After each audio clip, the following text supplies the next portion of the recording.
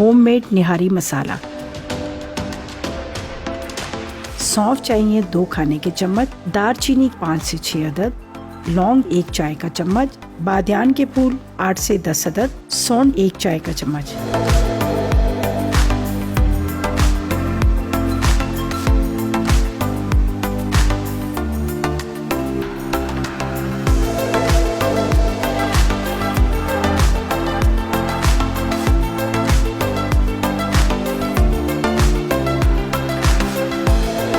सौंफ 2 खाने के चम्मच, नमक हस्बे ज़रूरत, हल्दी 2 चाय के चम्मच, लाल मिर्च पाउडर 3 खाने के चम्मच, टाटरी पाउडर आधी चाय का चम्मच, सौंठ चाहिए 1 चाय का चम्मच।